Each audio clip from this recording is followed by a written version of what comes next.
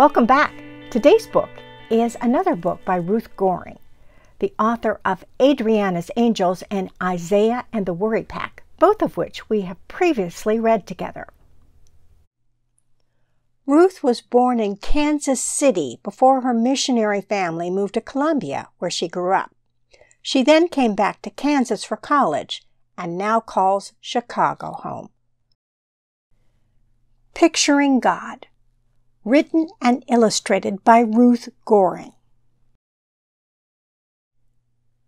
God is the Word, and that Word is love. God is the light of the world that shines in every darkness. The beautiful darkness of night, the darkness of hiding when we are afraid, the deep darkness of being all alone. God shines there. When we don't know where to go, God's light shines on our path and leads us home. God is our sunshine. And we sprout like seeds, open to the light, and start to grow. God's living water rains down from heaven to water our thirsty hearts. God's love pours over us and never stops. Living water baptizes us, saying, "You belong."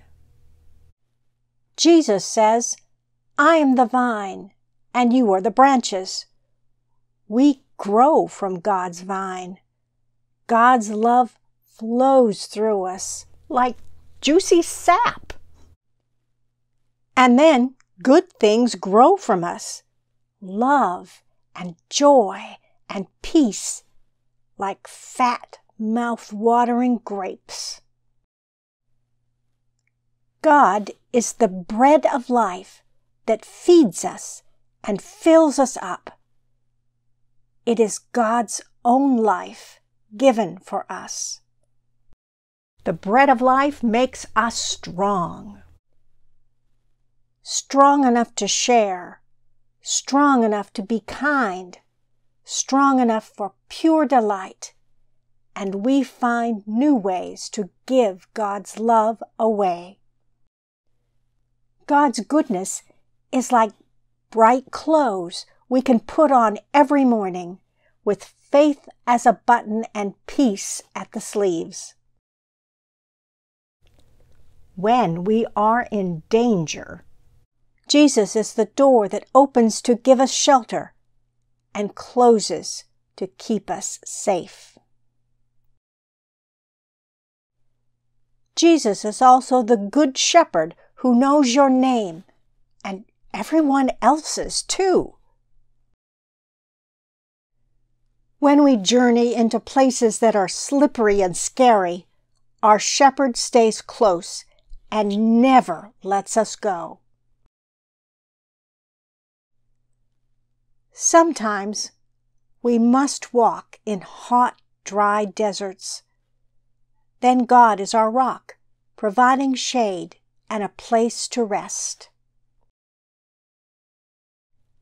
God's Spirit is wind, blowing away our fear and our mean words, blowing in cheerfulness and making us new.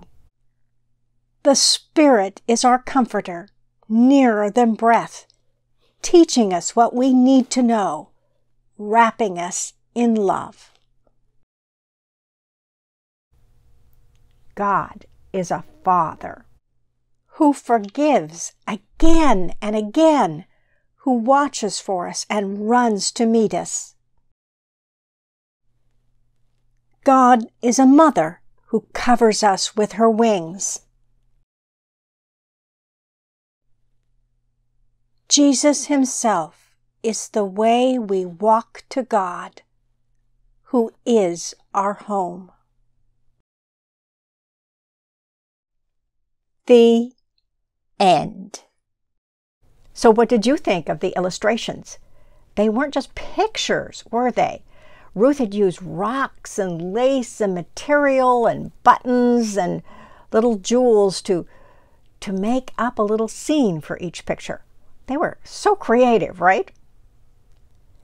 And the words that she used to show us what God is like are all inspired by verses in the Bible. You know, we live in a physical world, which we move through in time, and so it's hard for us to understand what God is. An invisible, immortal, eternal, all-powerful being. So saying that God is like something we are already familiar with helps, doesn't it? Remember, Jesus did the same thing himself when he was teaching his disciples and the people who came to hear him.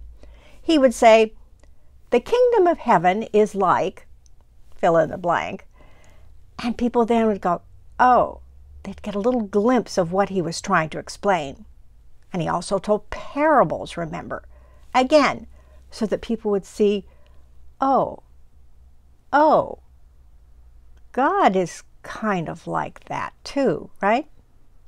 I think it is way beyond cool that the Word of God, the second person of the Trinity that is the one God, came to live with people in Israel all those years ago. And it's so cool that we have the Gospels that tell us some of the things that Jesus did. Do you ever read Matthew, Mark, Luke, or John and imagine yourself right there listening to Jesus? My favorite of those Gospels is the book of John, which anybody who's been in my Sunday school class could probably figure out. What's your favorite book in the Bible that talks about Jesus? Now, come back next week and we'll have another story. See you then.